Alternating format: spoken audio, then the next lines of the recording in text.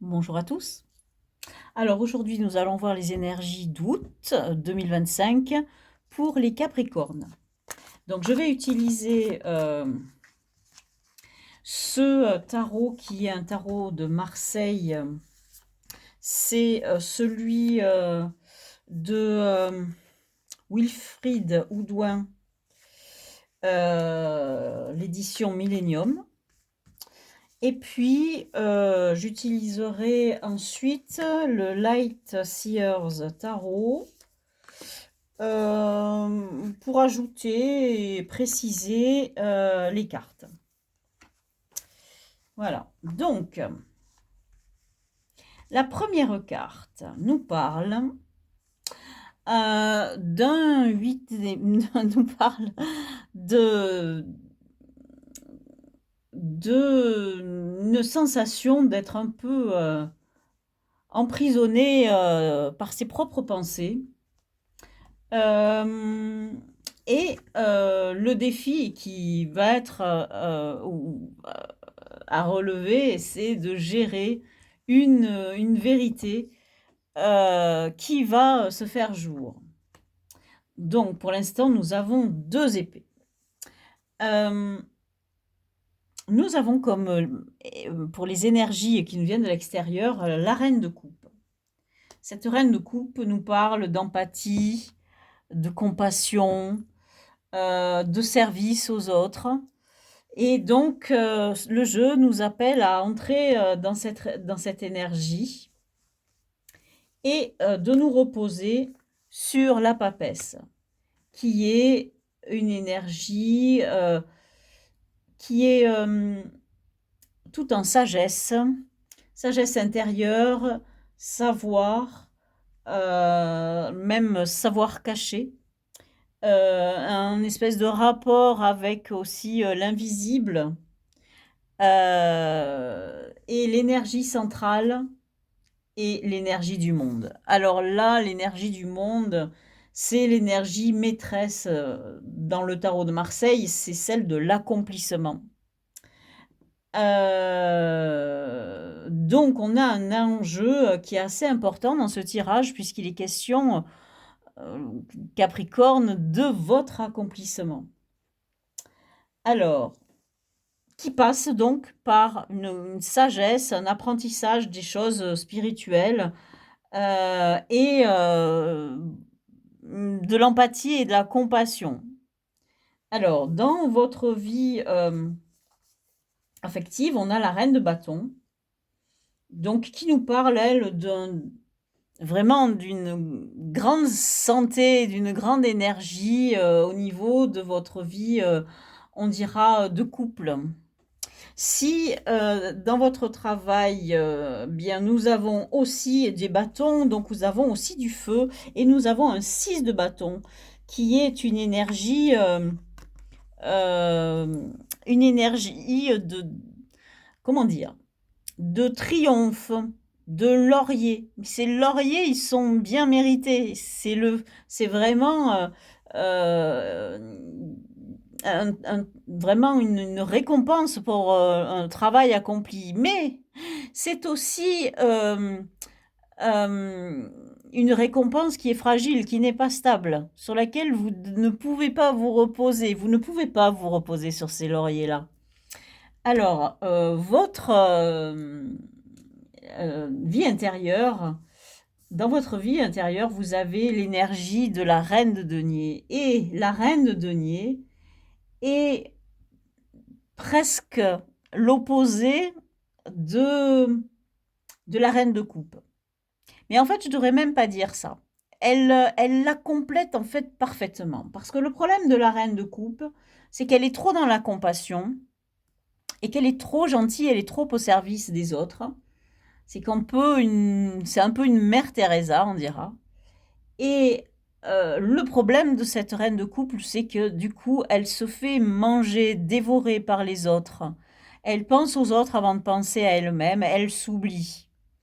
Or, la reine de denier, elle, pas du tout. Elle se fait passer avant toute chose. Elle, son but, c'est d'être indépendante.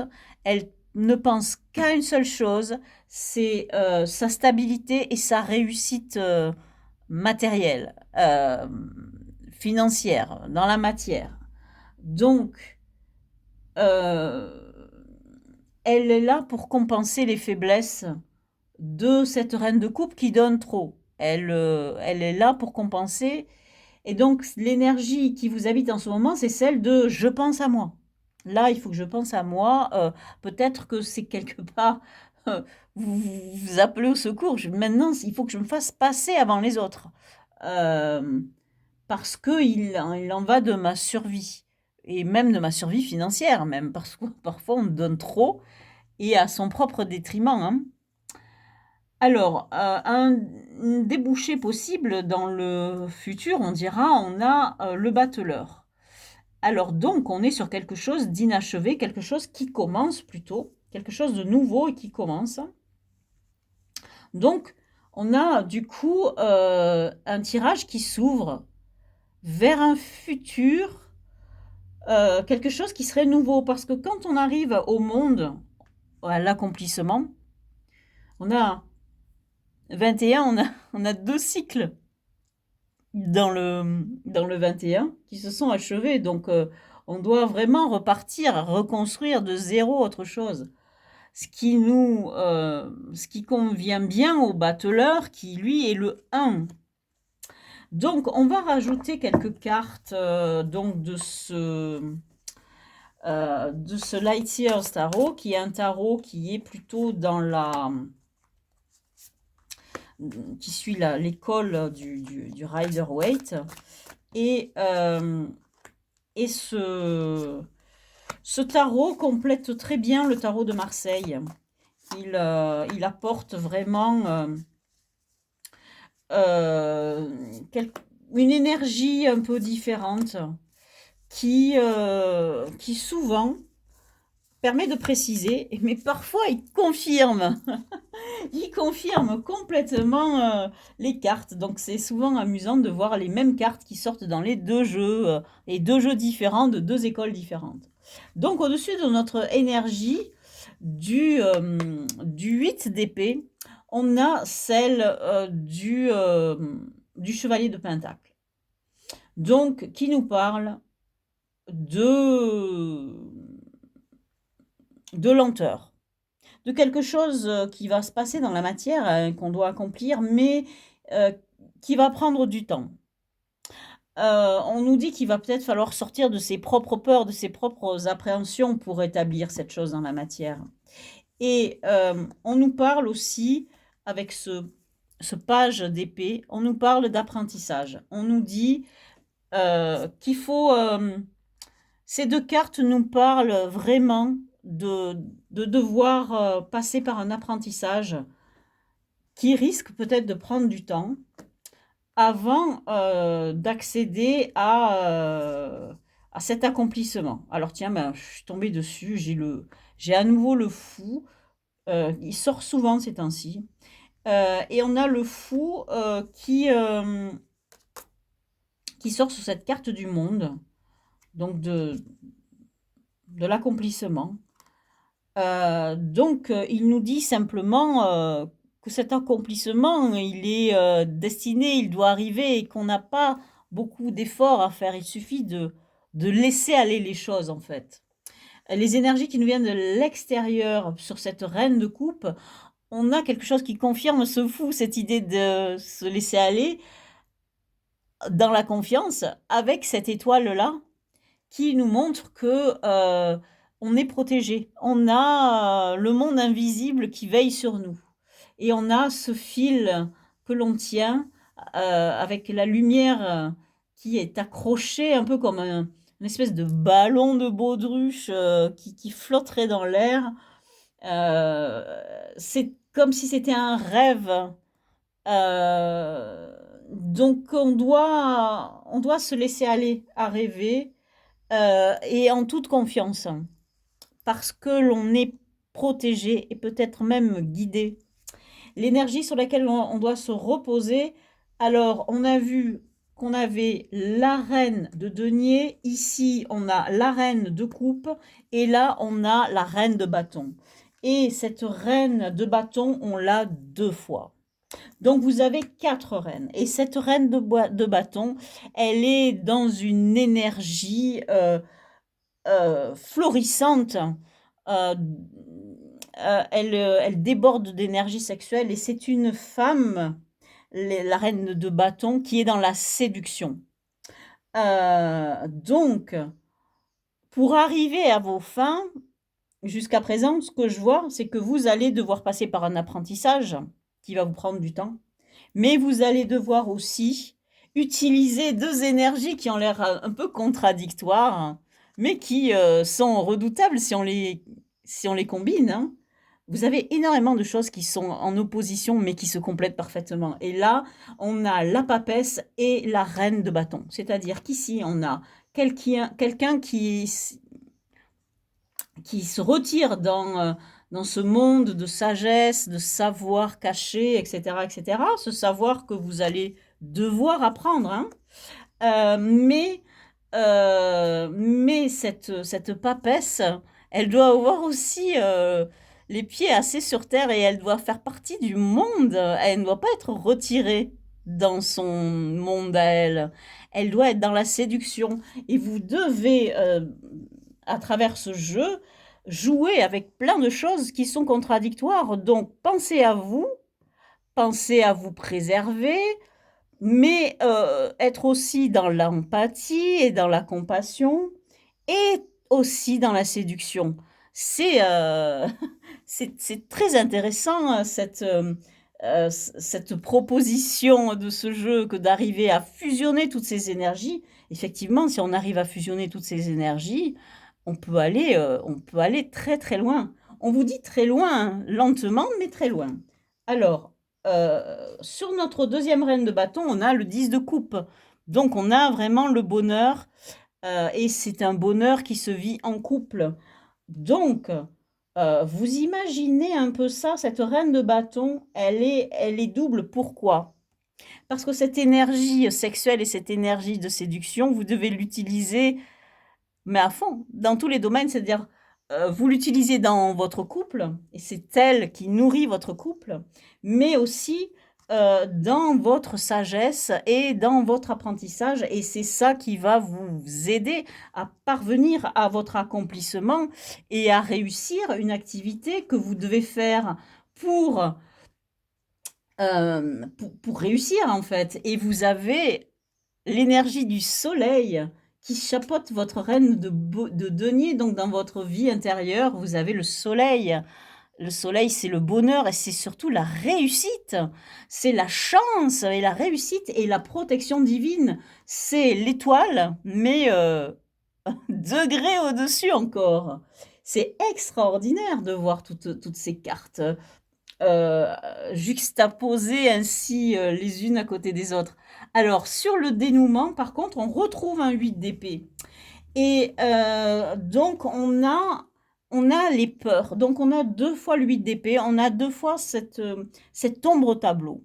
Cette ombre au tableau qui nous dit que, eh bien, voilà, alors que vous devez être ce fou qui se jette en confiance dans le vide, parce que vous êtes doublement protégé. Vous avez l'étoile, vous avez le soleil, mais malgré tout, vous avez ces peurs et ces peurs, vous les avez en gros dès le début du jeu, puisque c'est la première carte que j'ai tirée, mais aussi, à la fin du jeu et donc je vais en tirer une autre parce que, je trouve ça assez, hem, assez, peu for peu fortuné en disant chance de tirer comme ça ce 8 d'épée, pour la première et la dernière carte du jeu. Ce qui veut dire que malgré toutes ces cartes, vous êtes dans la peur et vous ne sortez pas dans la peur et même sur un débouché, possible, j'espère vraiment qu'on va préciser cette carte-là. Et on a le 5, on a encore une carte, qui nous parle d'inquiétude. Avec le 9 d'épée, on nous parle du 5 d'épée et dans ce jeu, on voit bien que c'est quelqu'un qui est tourmenté et comment dire? Ce 5 d'épée, en fait, c'est des questions qu'on se pose. c'est des doutes. Et, et qu'il faut à tout prix, comment dire, résoudre pour avancer. Donc les Capricornes, vous êtes trop inquiets, vous vous posez des soucis, euh, alors que le jeu vous montre des cartes fabuleuses. Là, je vais retourner celle-là parce que je l'avais oubliée. Elle est dans le travail. On a... Ah, voilà pourquoi. Vous avez le 3 d'épée dans le travail. Voilà pourquoi vous êtes dans cet état de peur et vous vous posez des questions. On vous parle, voilà, ben, écoutez, je tirerai une autre carte pour compléter. Mais là, la dynamique, elle est simple. Le jeu vous dit, vous êtes insatisfait au travail et vous devez euh, vous améliorer. Vous devez gagner votre indépendance. Vous devez vous renforcer financièrement et visiblement, c'est pas dans votre travail actuel que cela va arriver. Et ça va prendre du temps.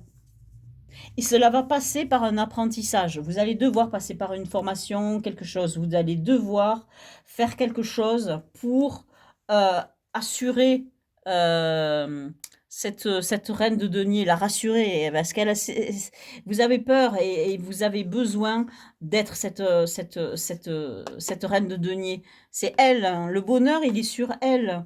Vous ne passerez, vous ne serez que dans je veux dire, cette énergie de bonheur que si vous arrivez à être indépendante financièrement.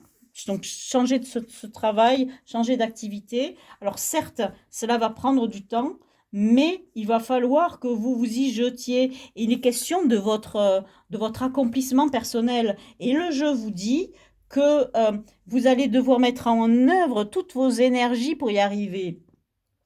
Votre compassion, votre empathie, votre séduction, votre énergie, votre côté cartésien et matérialiste. Vous allez devoir tout mettre en œuvre pour y arriver, mais vous êtes protégé. Vous avez l'étoile, vous avez le soleil. Évidemment, vous êtes quelqu'un qui vous posez énormément de questions parce que commencer quelque chose de neuf, cela vous fait un peu peur et vous vous posez beaucoup de questions. Je vais reposer une autre carte. Moi, je vais couper cette fois-ci comme ça. Sur... Oh, purée de pois de cornichon, vous avez un 7 d'épée. Ça veut dire qu'il y a vraiment quelque chose. Je vais tirer une autre carte parce que là, il y en a un non impair. Et je ne veux pas laisser un chiffre pair ici. Il en faut un impair. Et il faut que j'arrive à trouver quelque chose qui solutionne cette pile-là. Hein. On vous parle d'un choix. Alors, vous avez énormément d'épées. C'est incroyable, vous vous posez énormément de questions. Vous allez vous poser énormément de questions. Cette nécessité de commencer quelque chose d'autre, eh bien, cela va vous faire peur. Mais pour rien, en réalité. Vous vous faites envahir par vos peurs. Vous n'avez aucune raison d'avoir peur. Et vous avez toujours ces tracas. Le 5 d'épée, c'est pas quelque chose de très grave, mais c'est des questions qu'on se pose là, sur cette carte-là. C'est des petits tourments, des questions qui viennent en boucle là, que vous vous posez, etc. Mais par contre, ce 7 d'épée nous montre qu'il y a quelque chose de fourbe, quelque chose... alors, deux solutions. Cela peut dire que quelque chose se passe en dessous, là, au niveau de votre travail, et c'est pour ça que vous êtes dans ce chagrin, en fait, et que vous devez vous sortir de là. Ou cela peut vouloir dire que c'est à vous d'investir cette énergie pour faire les choses discrètement, en dessous. Parce qu'on vous dit ici de prendre votre temps, hein. Que ça va prendre du temps avant de vous sortir de cette situation. Mais le choix est à faire. Et il va falloir que vous choisissiez à l'aveugle. Enfin, ce sont les énergies du moment, tout ça. Donc, on a un jeu paradoxal, un jeu qui est excellent, mais les cartes vous disent, oh là là, Capricorne, qu'est-ce que vous posez des questions. Vous avez tout pour y aller, là, dans les cartes. Vous avez le fou, vous avez l'étoile, vous avez le soleil, vous avez le monde. Donc il y a un enjeu qui est important et vous avez peur. Et vous avez peur et vous vous posez des questions et pourtant vous allez devoir faire un choix et vous devez vous sortir de ça parce que, vous devez vous sortir de cette souffrance-là et que la seule manière d'en sortir, c'est de changer de chemin et ce chemin, vous ne pourrez l'emprunter que si vous travaillez, si vous vous formez et voilà ce que vous dit, ce jeu, ce tirage pour les énergies de ce mois d'août, les Capricornes. Donc un sacré défi, se présente à vous et une petite prise de tête visiblement aussi. Je vous remercie, d'avoir écouté cette vidéo jusqu'au bout et je vous dis à bientôt dans une prochaine vidéo.